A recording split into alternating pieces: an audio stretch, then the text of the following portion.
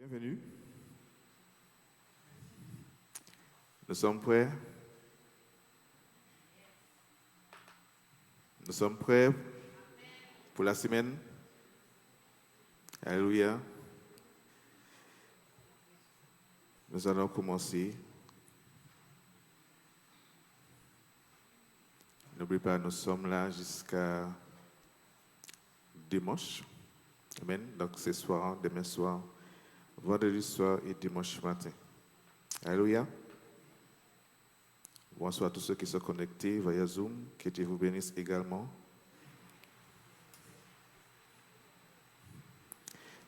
Seigneur Tout-Puissant, je te remercie, Seigneur, encore pour ce moment que nous allons passer ensemble.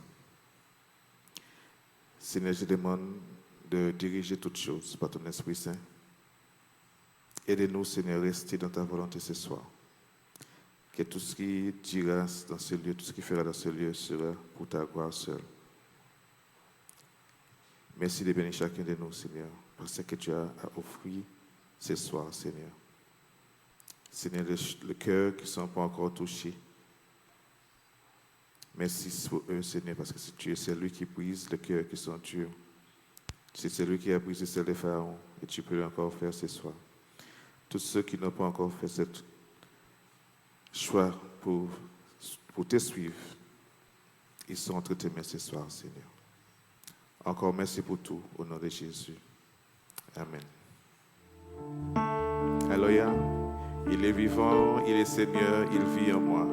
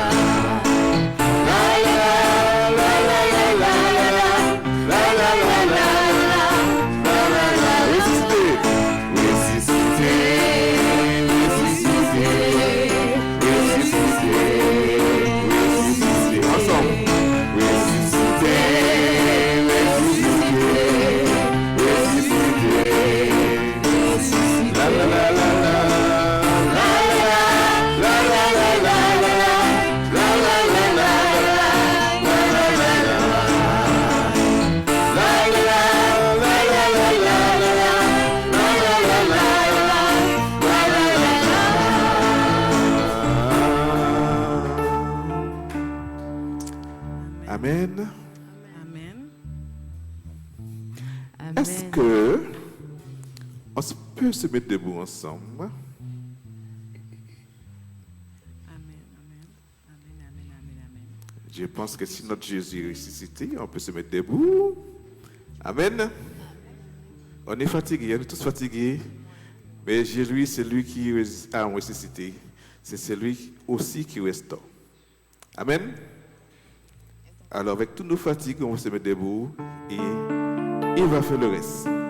Ressuscité, ressuscité, ressuscité, ressuscité, ressuscité, ressuscité, ressuscité. La la la.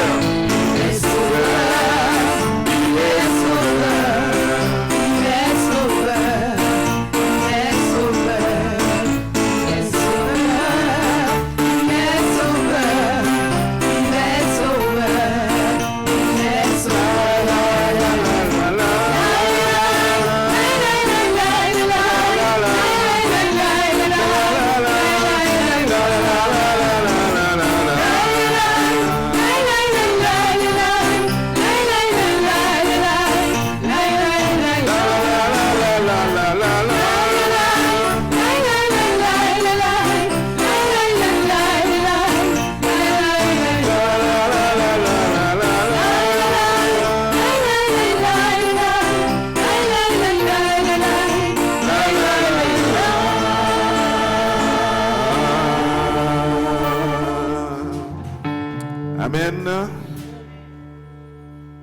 Il est ressuscité. Il est vivant. Il est Seigneur. Il vit en moi. Il est Seigneur. Il est aussi Sauveur. Amen. Nous avons Jésus. Nous avons Emmanuel. Nous avons sa puissance. Amen. Qui est d'accord avec moi? Alléluia. Nous avons Jésus. Emmanuel, Nous avons son pouvoir, nous avons sa puissance, nous avons Jésus, nous avons Emmanuel, nous avons son pouvoir, nous avons sa puissance. Nous avons Jésus. Nous avons Emmanuel, nous avons son pouvoir, nous avons sa puissance. Nous avons Jésus. Nous avons Emmanuel, nous avons son pouvoir, nous avons sa puissance. Nous vaincons Satan. Nous vaincrons les démons, nous vaincrons les sorciers, dans le nom de Jésus. Nous vaincons Satan. Nous vaincrons les démons, nous vaincrons les sorciers, dans le nom de Jésus. Chante Alléluia, chante Alléluia.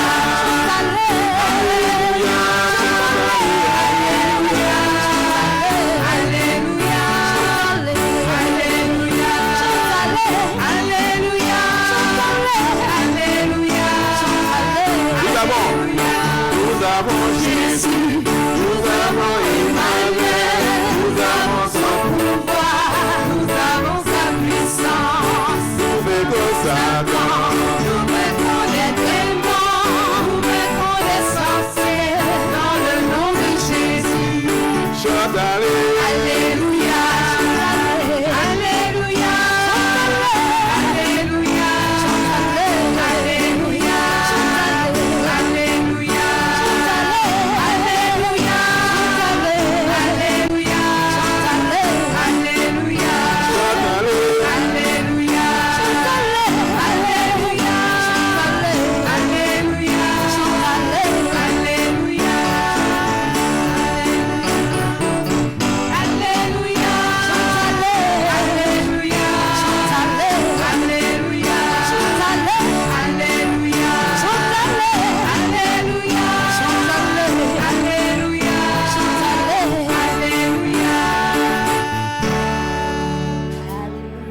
Amen.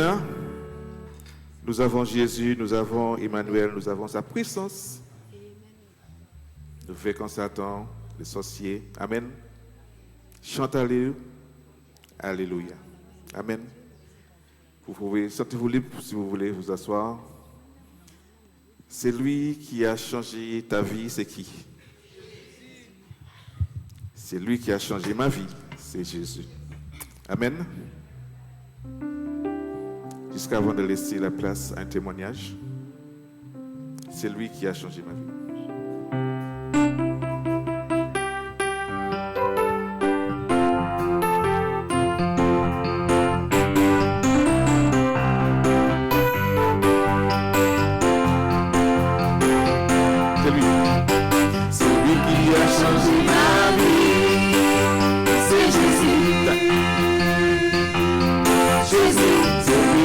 Changé ma vie, c'est Jésus.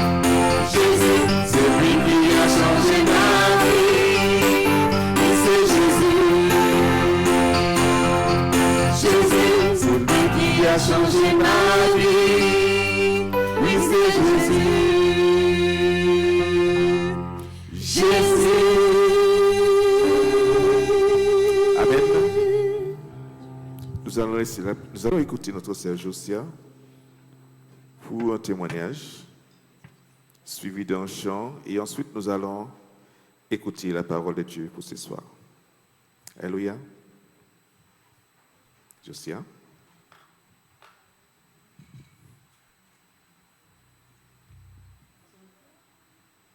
Bonsoir à tous. Je ne sais pas si on m'entend.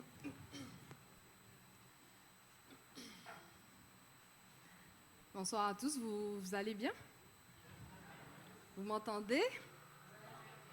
Pas beaucoup, vous m'entendez? Pas beaucoup. Alors on va augmenter le micro. Ok, là, vous m'entendez. Béni soit l'Éternel. Alors, comment allez-vous? Vous avez passé une bonne journée?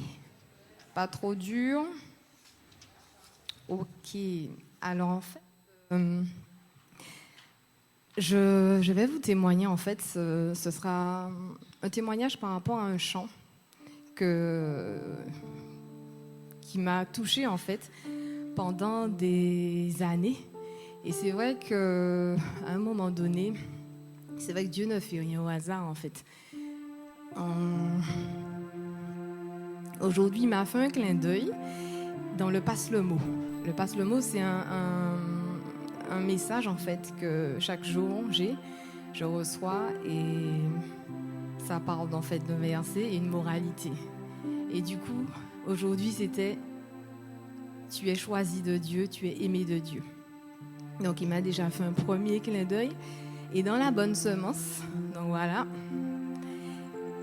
le titre, c'était « Réparer avec l'or ». Donc, tout ça pour vous dire que il y a des années de cela, quelques années du moins, j'avais fait un choix qui était mauvais. Et donc, j'ai subi les conséquences. Et j'ai galéré. J'ai galéré après pendant des années. C'était dur, c'était difficile, beaucoup de souffrance. Et j'étais beaucoup fragilisée par ce mauvais choix. Et c'est vrai que Dieu nous dit, il te donne la vie, il te donne, entre la vie et la mort, voilà quoi. Il te donne le choix. Et il faut obéir. Et finalement, c'est un mauvais choix. Donc, c'est vrai que durant ces années, j'entendais les chants. Quand je me rappelle, j'étais au fond, là. Et les chants, vraiment, chaque chant, je me rappelle, Jerry qui jouait et tout, ça coulait. Je ne pouvais pas rester, en fait, dans la présence de Dieu sans qu'il y ait des pleurs. Tellement j'étais affectée. Et c'est vrai que Dieu, il a fait ce qu'il devait faire.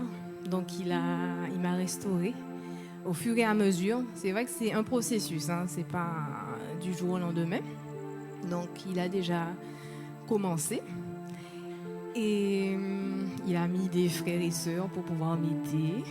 Donc, ici, à l'Assemblée de Dieu d'agrément.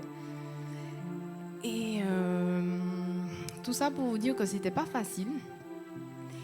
Et je lis en fait dans la bonne semence, la moralité, ça dit aujourd'hui, nous sommes comme des vases d'argile. Parfois, la vie nous brise, mais Dieu nous répare avec de l'or et nous rend plus forts et plus beaux. Donc c'est vrai qu'il m'a relevé. Sincèrement, je vous dis que c'était pas évident. Je n'arrivais même pas à prier, même pas à lire la Bible. Mais au fur et à mesure, son amour a coulé en moi, sa paix a coulé en moi, son pardon a coulé en moi. Et vraiment, je dis merci Seigneur. Son Saint-Esprit aussi a coulé en moi. Et il m'a permis de me relever. Si bien que un pasteur et même un frère me disaient, mais Josia, tu reviens de loin. Effectivement, je revenais de très loin. Donc voilà. Donc j'aimerais quand même vous lire ce verset qui accompagne la pensée de la bonne semence. Donc dans 2 Corinthiens 4, 7 à 9, ça nous dit « Nous portons ce trésor dans des vases de terre. » Donc nous sommes des vases de terre, des vases d'argile, afin que cette grande puissance, donc la puissance de Dieu, cette grande puissance soit attribuée à Dieu et non pas à nous. Donc c'est pas de nos propres forces en fait, c'est vraiment Dieu qui nous relève. Et nous, dans le verset 8, nous sommes pressés de toute manière, mais non réduits à l'extrémité. Dans la détresse, mais non dans le désespoir. Persécutés, mais non abandonnés. Dieu n'abandonne jamais ses enfants. Abattus, mais non perdus.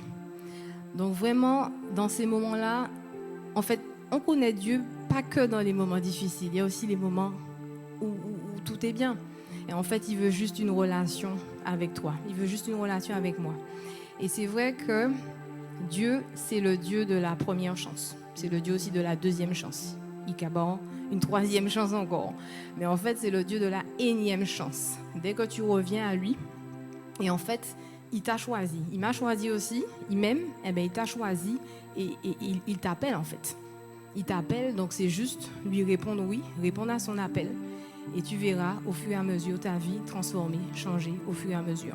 On n'a pas tout ce qu'on veut, mais avec lui, on sait qu'on a la victoire, on sait qu'on a l'espérance de la vie éternelle. Et c'est lui qui est là chaque jour, 24 heures sur 24. Si tu as besoin de crier à lui, si tu as besoin de pleurer, eh ben, tu l'appelles dans la prière, tu converses avec lui et vraiment, il va te restaurer. Donc, c'est ce que je voulais partager avec vous. Et donc, en fait, le chant qui suit, c'est « Vase d'argile, j'étais brisée, vide et sans espoir, ta grâce m'a trouvée et m'a restaurée. »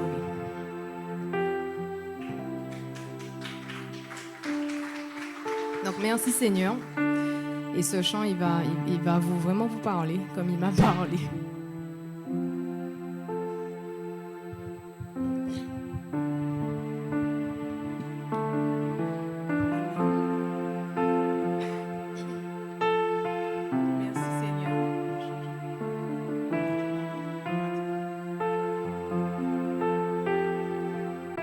Soit l'Éternel, béni soit l'Éternel.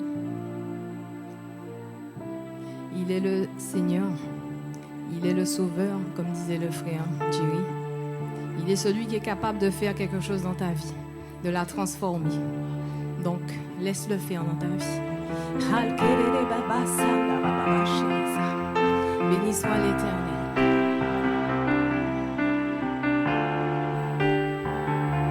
J'étais brisée, vide et sans espoir.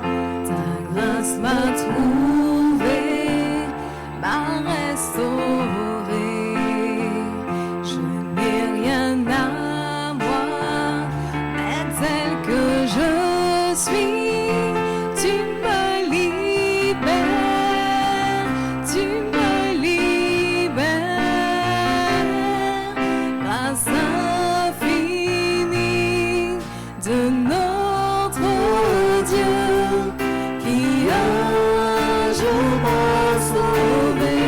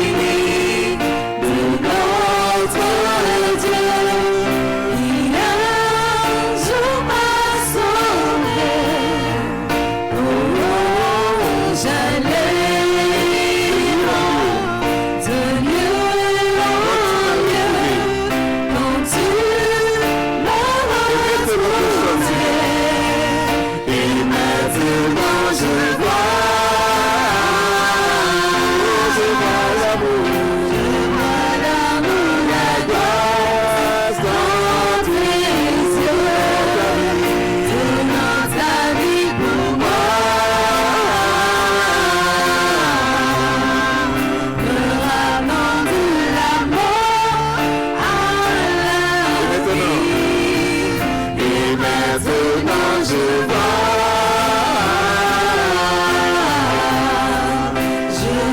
l'amour, la grâce dans tes yeux, donnant ta vie pour moi,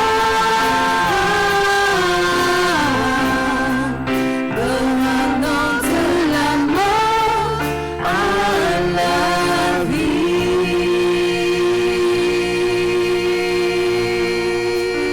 Alléluia. Béni soit l'Éternel. Donc la grâce de Dieu soit avec nous tous. À ton nom, Seigneur.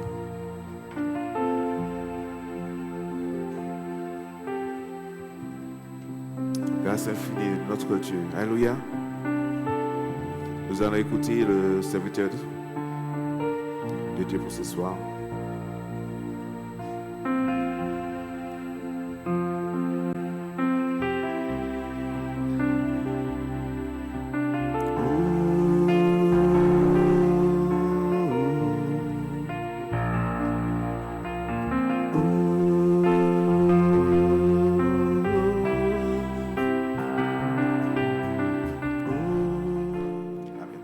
Alléluia. Que Dieu soit béni. Merci pour l'intérêt que vous avez apporté pour ces moments, pour cette semaine. Pas seulement cette semaine, mais après cette semaine. Alléluia. Je salue chacun de vous. Que la grâce et la paix de Dieu soient sur vous en cette soirée. Amen. Ceux qui sont connectés sur Zoom, soyez bénis, richement et abondamment. Dieu est bon. Alléluia. À travers le témoignage de notre sœur, nous voyons qu'il s'est réparé. Lorsque nos cœurs sont brisés, lorsque notre âme sont brisées, lorsque notre esprit sont brisés, Christ, il sait nous réparer. Alléluia. Le titre, c'est vrai, il est ressuscité. Pour certains, c'est une fable. Oui, je comprends. Pourquoi pour eux, c'est une fable? Parce qu'ils n'ont pas encore compris et réalisé. Quand vous lisez le Nouveau Testament, vous voyez plusieurs fois Jésus dit, vous n'avez pas compris. Je parlais ça dernièrement avec un frère. Ce mot, comprendre, revient assez souvent. Mais Dieu veut que nous puissions comprendre. Dieu veut que tu puisses comprendre qu'il a été ressuscité. Alléluia. La Bible en témoigne de telles choses. Et sa résurrection a été prophétisée depuis l'Ancien Testament. Lorsque nous lisons déjà le psaume 16,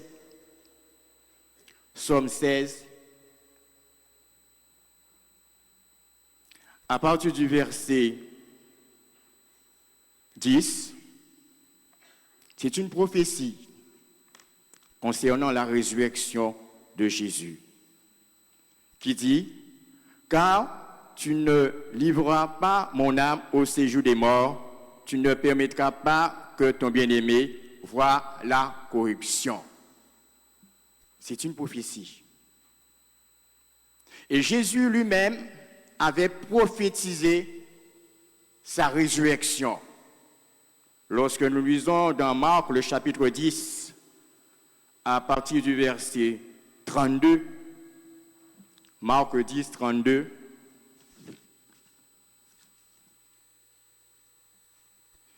il était en chemin pour monter à Jérusalem et Jésus allait devant eux. Les disciples étaient troublés et le suivaient avec crainte. Et Jésus, de nouveau, les 12 auprès de lui et commença à leur dire ce qu'il devait lui arriver.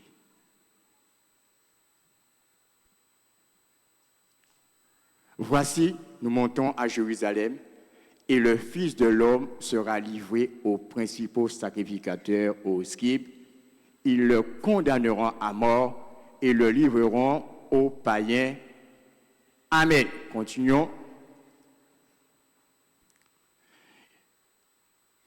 Qui se moqueront de lui, cracheront sur lui, le battront de verge et le feront mourir. Et le troisième jour après, il ressuscitera. Amen. Dans la Bible, lorsque nous lisons la Bible, il y a eu 9 résurrections. 3 dans l'Ancien Testament et 6 dans le Nouveau Testament. 3 dans l'Ancien Testament et 6 dans le Nouveau Testament. Mais lorsque nous regardons ces 9 résurrections, nous pouvons dire les 8 ont connu la mort, la résurrection, mais après, ils sont morts de nouveau. Mais pour le Christ, sa résurrection, nous pouvons dire, est éternelle. Il n'y a pas eu de mort, de résurrection et de mort après. Parce que la Bible nous dit, Christ, il est assis à la droite de Dieu. Nous pouvons lire de telles choses dans Romains.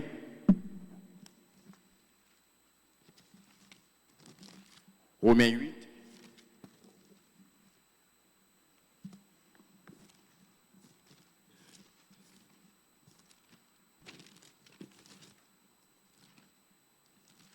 Romains 8 à partir du verset 34.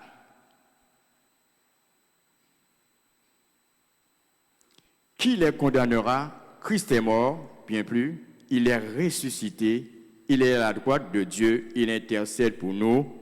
Amen. Nous avons dit, les 8 ont connu la mort, résurrection, mais ils sont morts après. Donc, nous connaissons l'histoire de Lazare, la fille de Jairus, et ensuite dans le Nouveau Testament. Mais concernant le Christ, ça a été une résurrection, vraiment nous pouvons dire, jusqu'à maintenant qui étonne l'humanité. La preuve, presque le monde entier est en train de fêter, va fêter cela. C'est une fête parmi les fêtes qui vraiment symbolise la puissance de Dieu, la grandeur de Dieu. Et lorsque nous lisons déjà, nous allons lire Matthieu, le chapitre 27, pour bien comprendre. Matthieu 27, à partir du verset 62.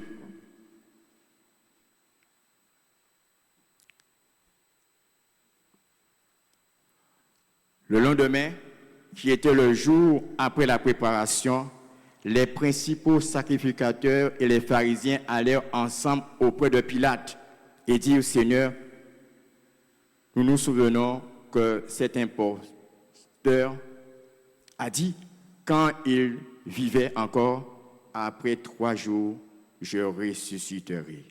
Ordonne donc que le sépulcre soit gardé jusqu'au 3e jour, afin que ses disciples ne viennent pas dérober le corps et dire au peuple, il est ressuscité des morts.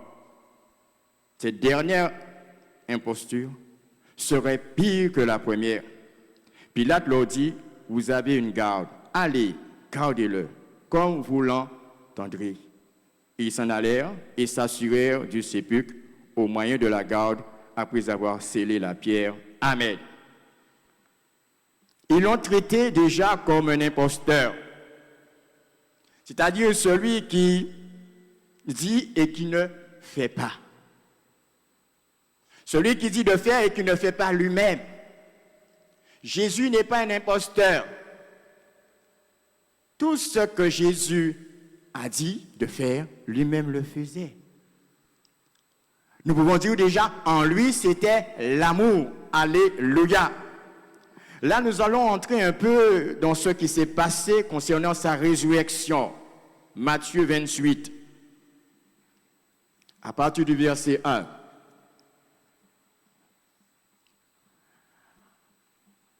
« 28, 1. Après le sabbat, à l'aube du premier jour de la semaine, Marie de Magdalene et l'autre Marie allèrent voir le sépulcre. Et voici, il y eut un grand tremblement de terre, car un ange du Seigneur descendit du ciel, vint rouler la pierre et s'assit dessus. Son aspect était comme l'éclair et son vêtement blanc comme la neige. Les gardes tremblèrent de peur et devinrent comme morts. Mais l'ange prit la parole et dit aux femmes, « Pour vous, ne craignez pas, car je sais que vous cherchez Jésus qui a été crucifié. Il n'est point ici, il est ressuscité, comme il avait dit. Venez, voyez le lieu où il était couché. » Ils allèrent promptement dire à ses disciples qu'il est ressuscité des morts. Et voici, il vous précède en Galilée. C'est là que vous le verrez. Voici, je vous l'ai dit. Ils s'éloignèrent promptement du sépulcre avec crainte et avec une grande joie.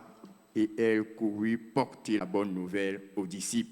Et voici, Jésus vint à leur rencontre et dit, « Je vous salue. » Et elles s'approchèrent pour saisir ses pieds et elles l'adorèrent. Alors Jésus leur dit, « Ne craignez pas, allez dire à mes frères de se rendre en Galilée, c'est là qu'ils le verront. » Pendant qu'ils étaient en chemin, quelques hommes de la garde entrèrent dans la ville et annoncèrent aux principaux sacrificateurs tout ce qui est arrivé.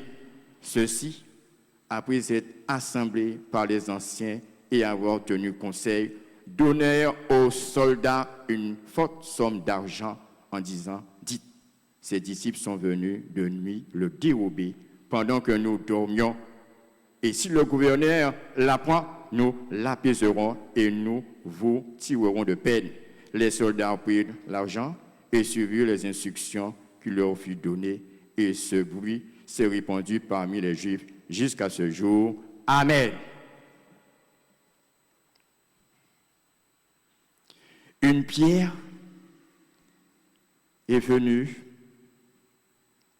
pour rouler, pour ouvrir le tombeau.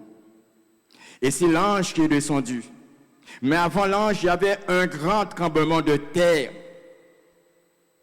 Parce que ça ne venait pas des hommes, cette résurrection. Ça venait du Saint-Esprit. Le Saint-Esprit, c'est, nous pouvons dire, Jésus a été né par l'opération du Saint-Esprit. Amen. Et Jésus a été ressuscité par l'opération du Saint-Esprit. Lorsque nous lisons Romains, pour bien comprendre, il faut comprendre les choses, comment Dieu a bien établi les choses, où l'Esprit de Dieu avait vraiment sa place dans tout ce que Dieu voulait concernant son Fils. Romains.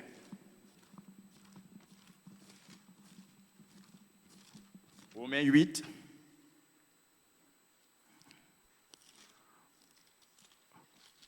À partir du verset 11. Romains 8, 11, qui dit, « Et si l'esprit de celui qui a ressuscité Jésus d'entre les morts habite en vous, celui qui a ressuscité Christ d'entre les morts rendra aussi la vie à vos corps mortels par son esprit qui habite en vous. Amen. » Il a pris naissance par l'opération du Saint-Esprit. Il a connu la résurrection par l'opération du Saint-Esprit.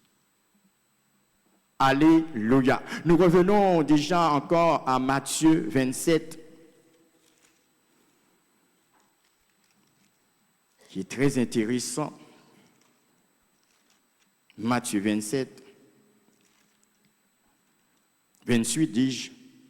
Après le sabbat, alors, du premier jour de la semaine, Marie de Magdalene et l'autre Marie allaient au sépulcre.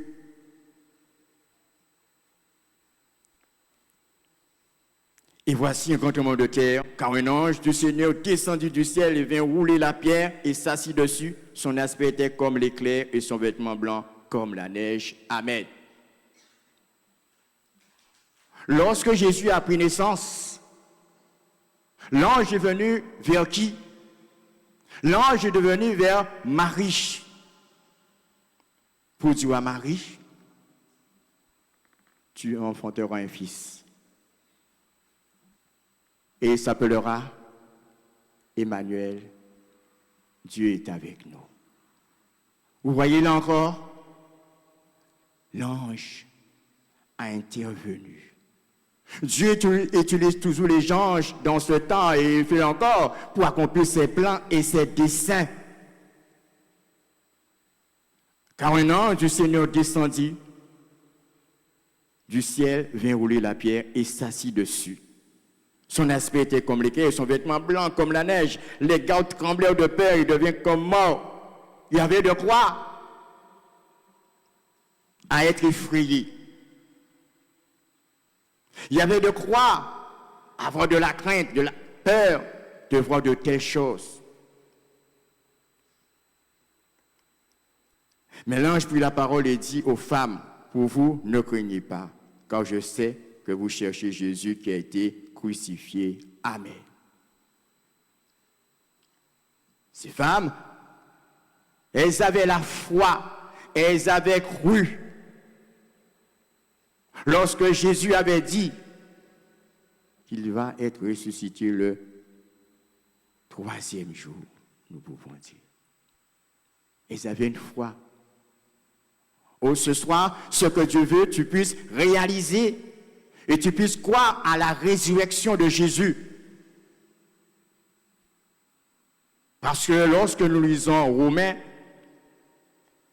ce que Romains nous dit concernant cette résurrection, Romains le chapitre 1, à partir du verset 3. Romains chapitre 1, verset 3. Il concerne son fils né de la postérité de David selon la chair. Verset 4.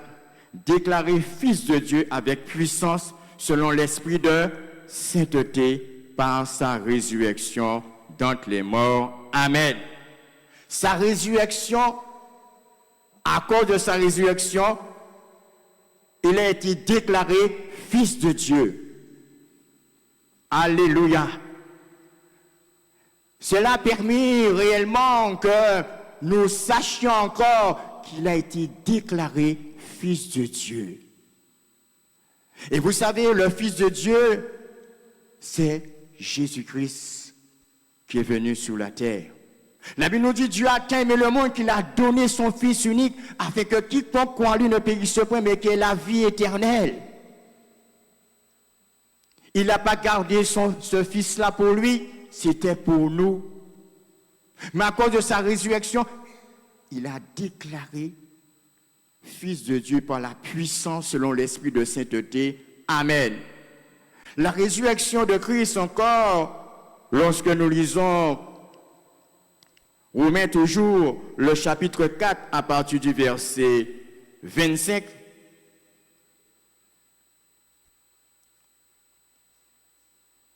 Qui dit, qui a été livré pour nos offenses et ressuscité pour nous justifier. Nous avons vu là pour déclarer Christ fils de Dieu.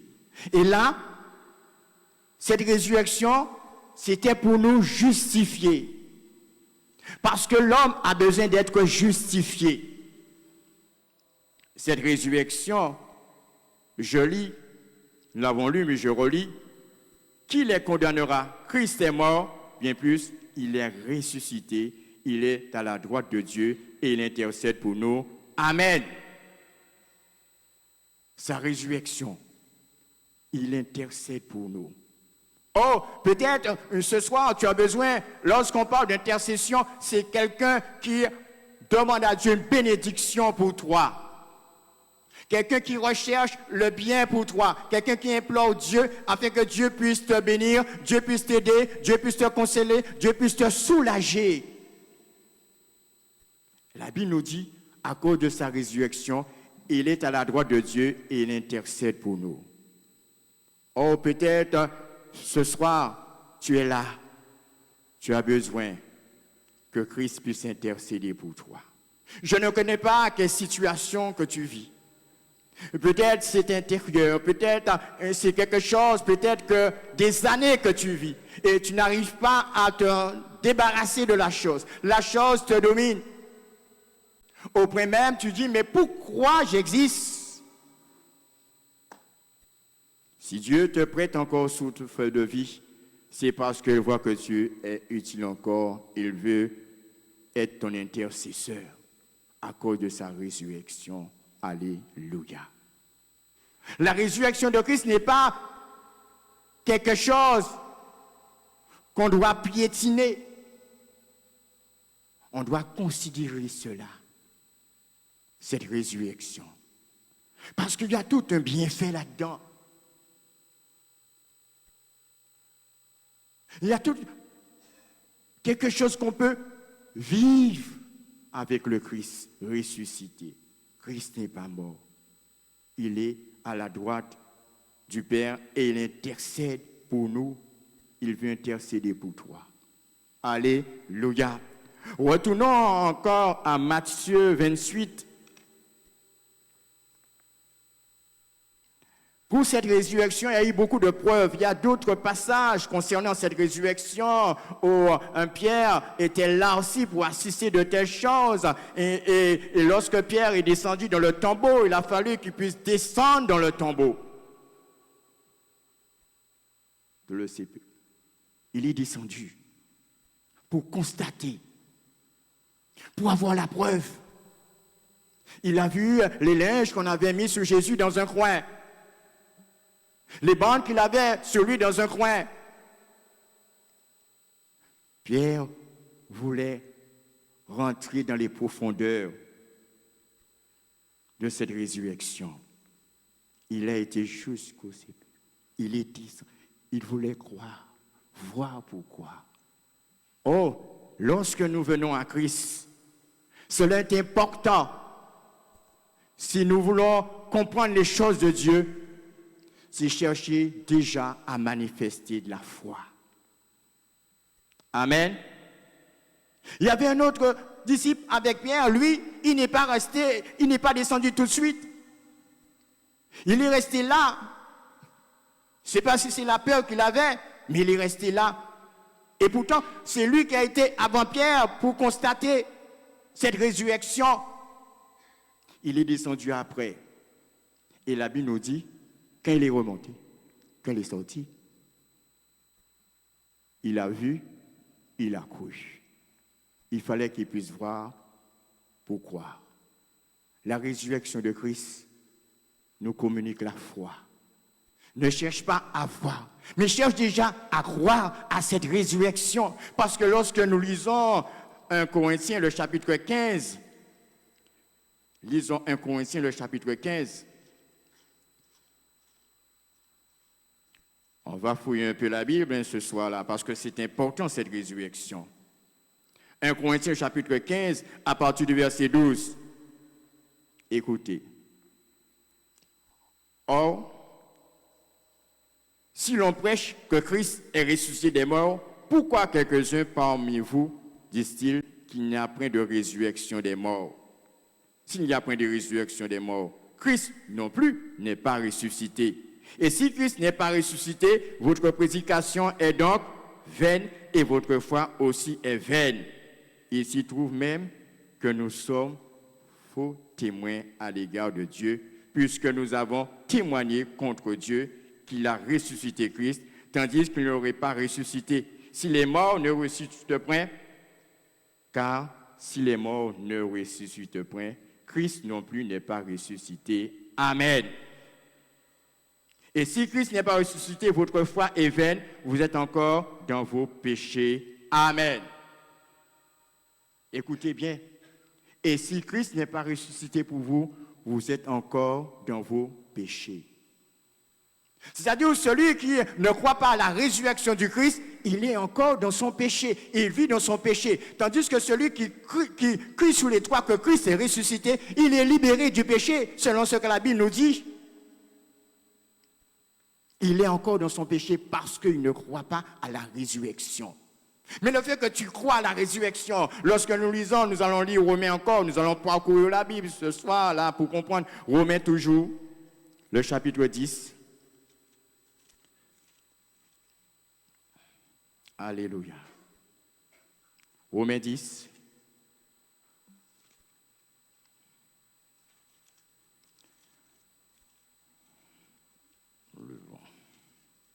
Romains 10 qui nous dit, écoutez bien, à partir du verset 9. Romains 10, 9. Si tu confesses de ta bouche le Seigneur Jésus, et si tu crois de tout ton cœur que Dieu l'a ressuscité des morts, tu seras sauvé. Si tu crois de tout ton cœur que Dieu l'a ressuscité des morts, tu seras sauvé.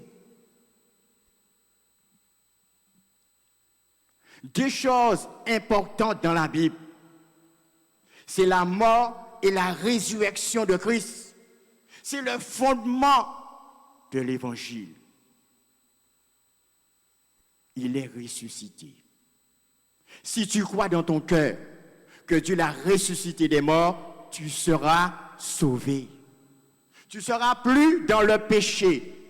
Tu ne seras plus dans tes habitudes, dans tes vices, dans tes passions. Tu seras libéré. Parce que celui qui vit la résurrection de Christ, beaucoup de choses se passent dans sa vie. Il devient une nouvelle créature à tout moment. Il garde cette position de vivre dans cette position d'être une nouvelle créature parce que Christ est ressuscité. Christ est assis à la droite du Père. Si tu crois de tout ton cœur que Dieu l'a ressuscité des morts, tu seras sauvé.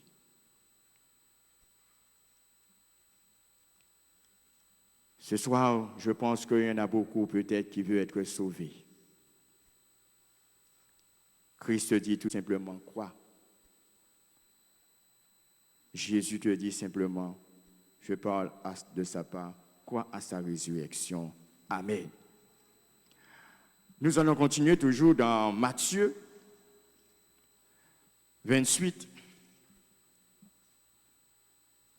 verset 7.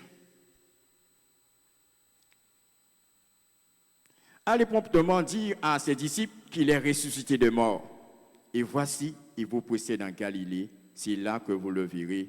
Voici, je vous l'ai dit. Et elles s'éloignèrent promptement du sépulcre avec crainte, avec une grande joie, et coururent porter la nouvelle aux disciples. C'était une très bonne nouvelle, cette résurrection. Oh, nous entendons beaucoup de nouvelles maintenant. Elles sont tous catastrophiques. Toutes les nouvelles que nous entendons maintenant, ce sont des nouvelles qui nous dérangent. Ce sont des nouvelles qui n'apportent pas la joie, qui n'apportent pas la paix, qui ne transforment pas l'homme.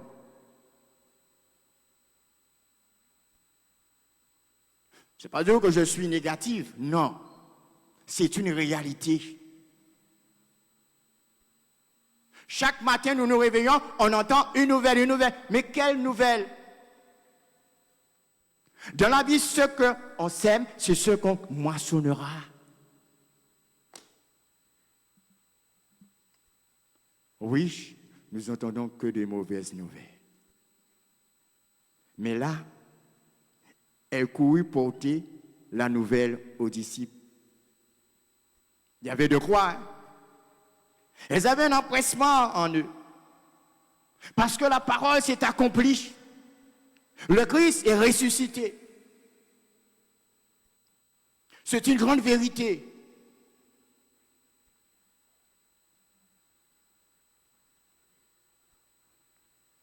Et voici, verset 9, Jésus vint à leur rencontre et dit, « Je vous salue. » Elles s'approchèrent pour saisir ses pieds et elles l'adorèrent. Alors Jésus leur dit, « Ne craignez pas, allez dire à mes frères de se rendre en Galilée, c'est là qu'ils me verront. Amen. » Elles s'approchèrent pour saisir ses pieds et elles l'adorèrent. Elles étaient très, très, très contentes de cette résurrection. L'humanité doit être très contente aussi par rapport à cette résurrection. Ne craignez pas, allez dire à mes frères de se rendre où? En Galilée, c'est là qu'ils me verront. Verset 11. Pendant qu'ils étaient en chemin, quelques hommes de la garde entrèrent dans la ville et annoncèrent aux principaux sacrificateurs tout ce qui est arrivé. Ceux-ci, après être assemblés avec les anciens et avoir tenu conseil, donnèrent aux soldats une forte somme d'argent en disant, « Dites, ces disciples sont venus de nuit le dérober, pendant que nous dormions. Et si le gouverneur la prend, nous l'apaiserons et nous vous tirerons de peine. » Les soldats prirent l'argent et suivirent les instructions qui leur furent données, et ce bruit se répandit parmi les Juifs jusqu'à ce jour. Amen.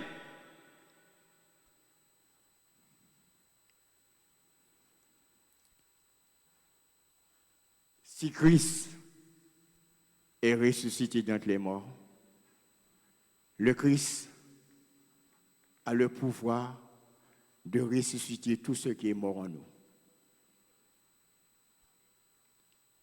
Il a le pouvoir de ressusciter tout ce qui est mort en nous.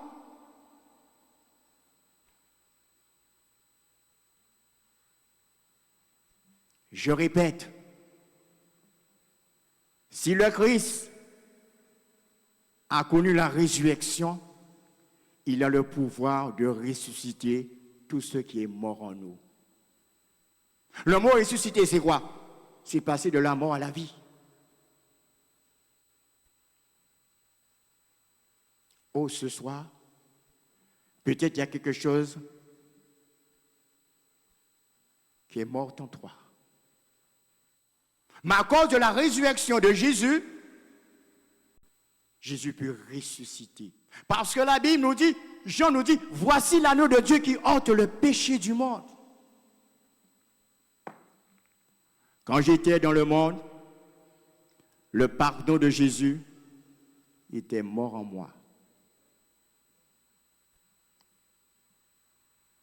Mais quand Christ s'est approché vers moi, Christ a parlé à mon cœur, le Saint-Esprit m'a convaincu de péché, de justice et de jugement.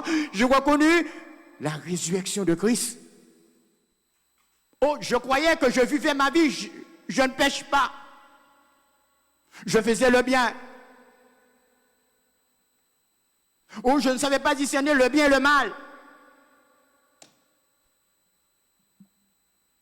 Mais quand Christ a parlé à mon cœur, il m'a montré que je suis un pécheur et que je mérite d'être pardonné. Ce soir, madame, monsieur, l'homme ne peut pas aller plus loin avec Dieu. Jésus a commencé par le commencement. Le premier message de Jésus, repentez-vous et convertissez-vous, que le royaume des cieux est proche. Lorsqu'on parle de pardon, on parle de repentance. Christ veut te pardonner ce soir. Vous aimez, monsieur, mais pourquoi j'ai rien fait? Jusqu'à maintenant, je mène une vie intègre. Comme nous l'avons vu mardi, Corneille, c'était un homme pieux. Un homme qui craignait Dieu. Mais c'est un homme qui n'avait pas encore connu le pardon de Jésus. On peut faire des bonnes œuvres. Nos œuvres ne nous sauvent pas.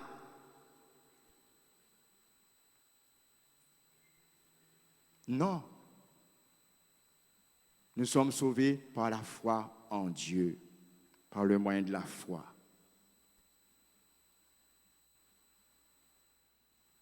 Nous allons lire l'histoire d'une femme qui s'appelait, bon, je ne vais pas donner son nom, il n'y a pas de nom, nous allons lire cette femme. Matthieu 4, à partir du verset 17, elle a reçu le pardon de Jésus. Matthieu 4, à partir du verset 17, qui nous dit, c'est la femme adultère. C'est une femme, on a surpris cette femme en flagrant délit d'adultère. Chose qui était condamnée par la loi. De telles femmes méritent d'être lapidées à mort. Et Jésus s'est trouvé en face de cette femme. D'autres l'accusaient, d'autres cherchaient à juger cette femme.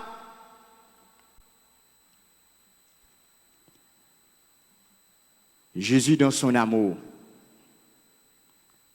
n'a pas jugé cette femme. Jésus a vu que cette femme avait besoin que le pardon puisse prendre naissance dans sa vie. Une résurrection du pardon. Jésus lui a dit, va et ne pêche plus. Et pourtant, les autres l'accusaient. Ce soir, peut-être, beaucoup cherchent à t'accuser. Beaucoup cherchent à te déstabiliser. Beaucoup cherchent à te juger. Beaucoup cherchent à te critiquer. Beaucoup cherchent à t'abaisser. Peut-être par rapport à ce que tu vis, par rapport à ton passé. Peut-être des gens, ils connaissent ton passé, alors ça revient chaque fois que les gens te voient. Et ces gens-là voient le péché en toi, ce que tu as fait.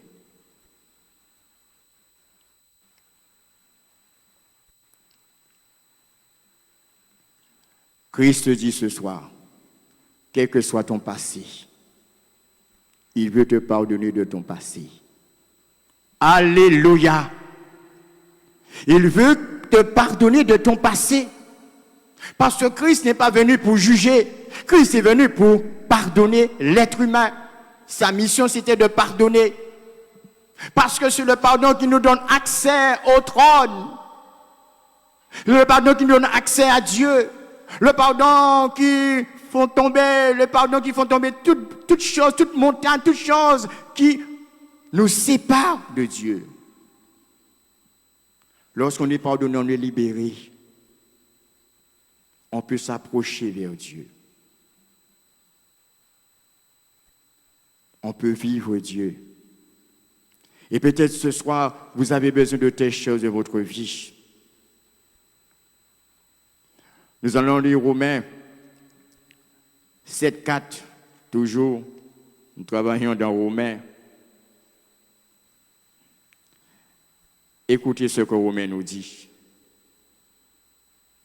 Romains le chapitre 4, à partir du verset 7. Chapitre 4, verset 7. Merci.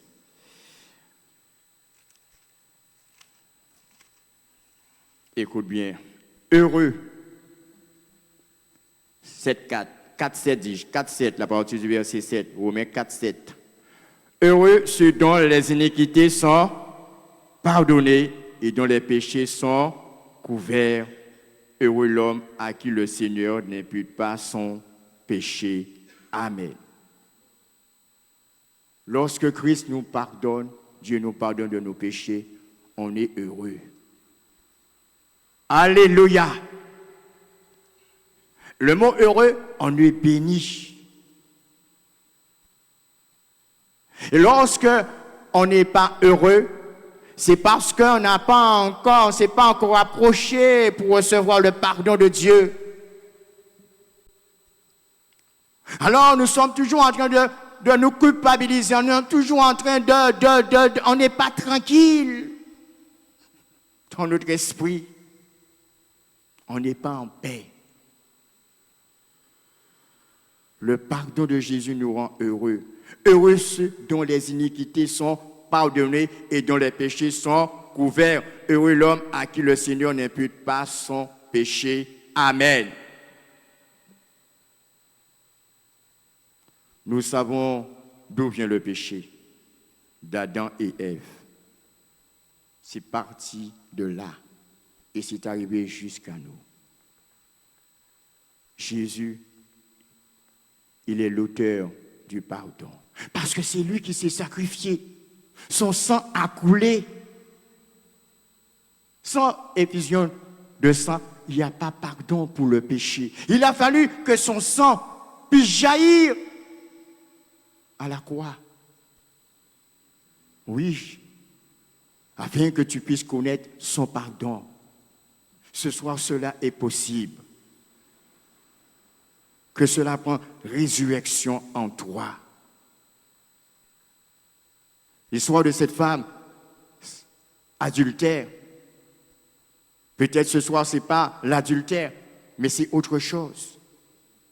Parce que chacun de nous, lorsqu'on ne connaît pas la résurrection réellement, nous vivons une vie qui n'est pas agréable à Dieu. Soit c'est le mensonge, soit c'est la tricherie, soit c'est le vol. Oui. La Bible nous dit que Dieu a fait l'homme droit, mais l'homme a cherché beaucoup de détours. Et dans ces détours, l'homme manifeste toujours ses failles. Ce soir, peut-être que vous avez une faille dans votre vie. Et cette faille, seulement le pardon de Jésus peut vous libérer de cette faille. Quelqu'un qui disait, je n'arrive pas à faire le bien. Je n'arrive pas parce que c'est plus fort que moi. Je ne veux pas mentir, mais c'est plus fort que moi. Oui, il y a des gens qui sont dans des luttes, ils veulent, mais, il y a un mais, c'est plus fort qu'eux. Pourquoi? Parce que la résurrection de Christ n'est pas encore quelque chose de fondé dans votre vie.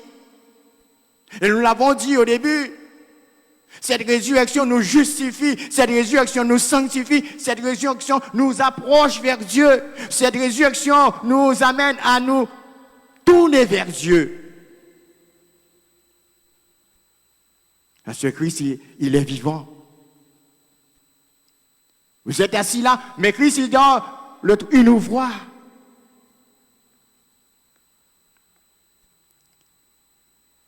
Ce soir, considère que le pardon de Dieu, pour l'instant, est mort dans ta vie. Christ veut ressusciter ce pardon. Lorsque nous lisons, nous allons lire encore Marc, le chapitre 2. À partir du verset 1. Marc 2, 1. Quelques jours après, Jésus revient à Capernaum. On apprit qu'il était à la maison et s'assembla un si grand nombre de personnes que l'espace devant la porte ne pouvait plus les contenir. Il leur annonçait la parole. Des gens vinrent à lui, amenant un paralytique portant par 4 hommes. Comme ils ne pouvaient l'aborder à cause de la foule, ils découvrirent le toit de la maison où il était et ils le descendirent par cette ouverture, le lit sur lequel le paralytique était couché. Jésus, voyant leur foi, dit au paralytique, « Mon enfant, tes péchés sont pardonnés. » Alléluia.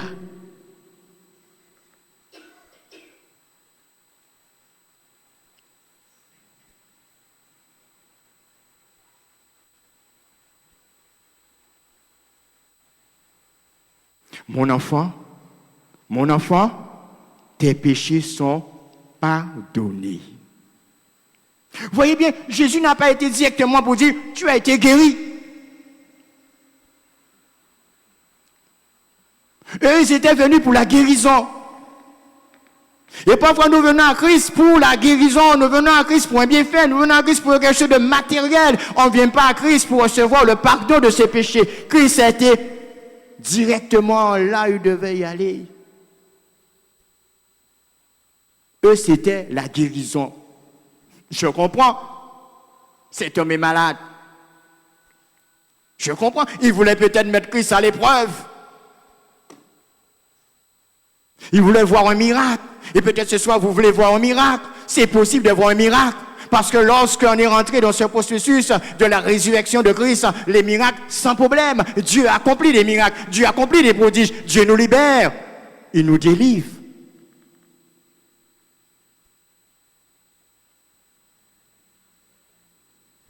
Jésus, voyant leur foi, dit au paralytique, mon enfant, tes péchés sont pardonnés. Cet homme avait besoin que le pardon de Christ ressuscite en lui. Alléluia. Et ce soir, je crois que c'est possible. Ça, c'est le début. C'est un grand départ dans la foi en Jésus. Avoir cette conviction, avoir cette foi que je suis libéré.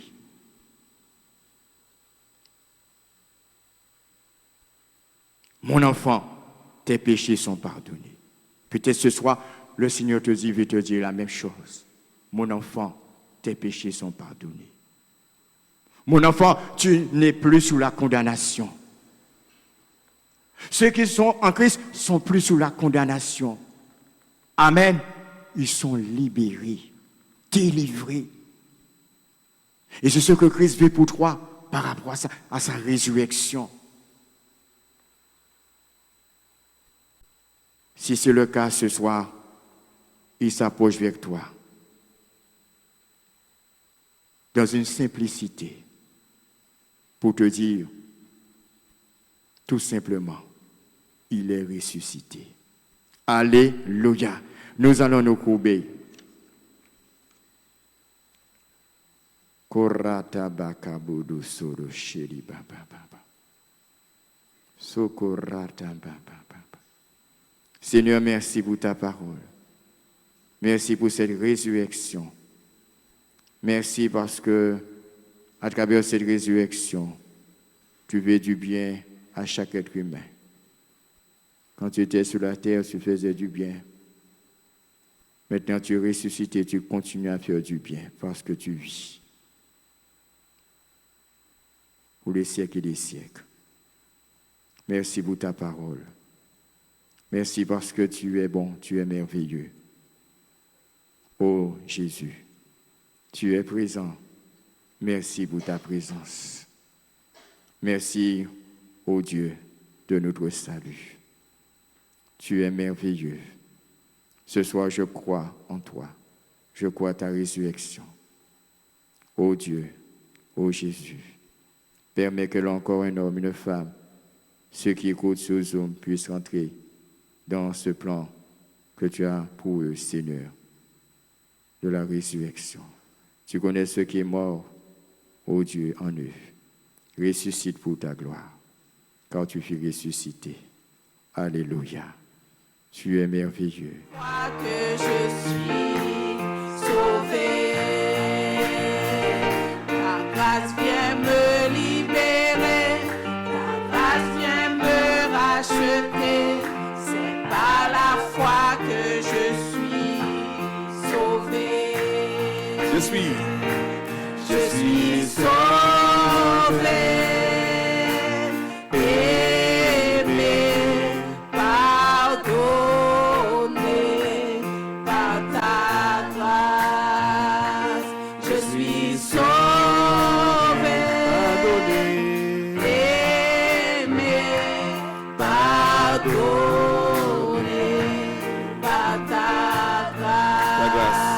Ta grâce vient me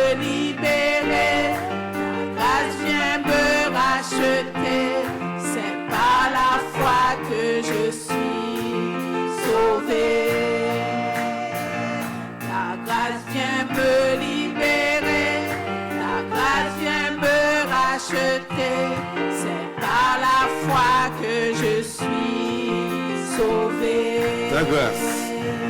Ta grâce vient me libérer, ta grâce vient me racheter. C'est par la foi que je suis sauvé. Encore, ta grâce.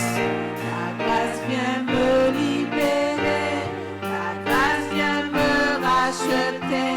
C'est par la foi que je suis sauvé. Amen. Pour ceux qui ont des doutes,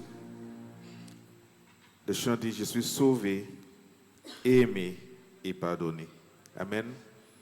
Notre Seigneur vous aime. Il vous pardonne.